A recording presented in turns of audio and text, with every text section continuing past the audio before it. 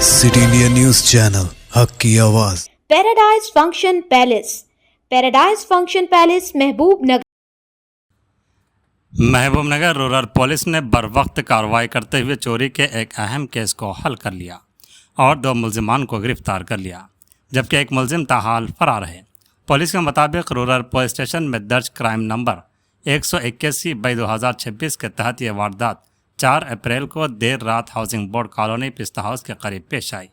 मुतासरा शख्स श्याम सुंदरचारी साकिन महबूबनगर हैं।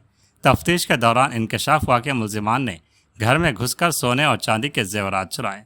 गिरफ्तार मुलजिमान की शनाख्त करण पाटिल उर्फ बॉक्सर साकिन कर्नाटक और मोहम्मद शेख साकिन हैदराबाद के तौर पर हुई है, जबकि मोहम्मद सुहेल नामी मुलजिम बफरूर है।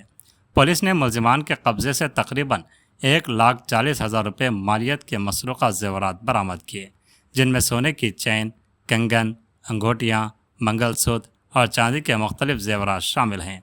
इसके अलावा वारदात में इस्तेमाल होने वाले औजार और 2 मोबाइल फ़ोन भी जब्त किए गए। ज़िला SP डी जानकी IPS की हिदायत पर तश्कील दी गई खुसूसी टीमों ने जरचल्ला बस स्टैंड के करीब मुश्तबा हालत में घूमते 2 अफराद को हिरासत में लेकर पूछगछ की, जिसके दौरान उन्होंने जुर्म का एतराफ़ किया। गिरफ्तार मुलजिमान को अदालती रिमांड पर भेज दिया गया है, जबकि मफरूर मुलजिम की तलाश जारी है।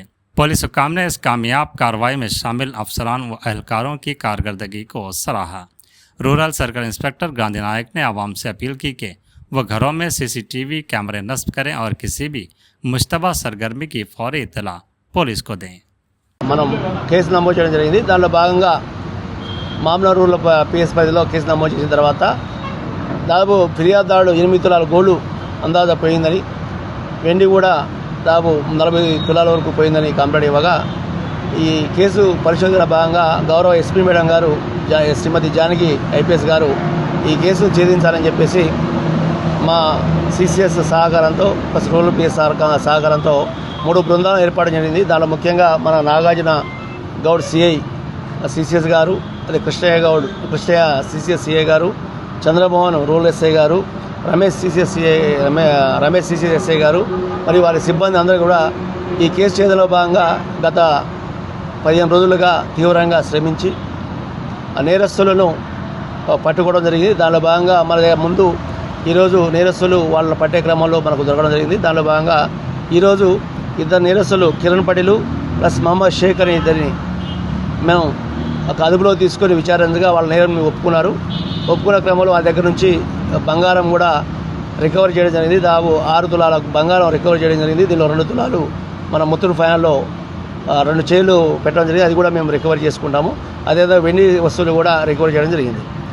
ఈ కేసు నమోదైన తర్వాత అట్టి నేరస్తులు హైదరాబాద్ వెళ్ళి అక్కడి నుంచి అక్కడ కొంత జల్సాలకి అలవాటు పడి వాళ్ళ డబ్బులు కొంత ఖర్చు పెట్టుకొని వివిధ ప్రాంతాలు తిరుగుతూ ఇక నేరాలు చేయాలని వీళ్ళు ప్రయత్నం చేశారు। దీనిలో భాగంగా వీళ్ళు నేరస్తులు కూడా కొన్ని ఎక్విప్మెంట్ కూడా వాళ్ళతో సీజ్ చేయడం జరిగింది।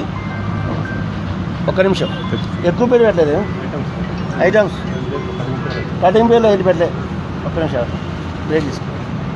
బీరువా పాలగొట్టి ఇంటి డోర్లు పాలగొట్టి నేరం అనేది పాల్పడే ప్రయత్నం చేస్తుంటారు।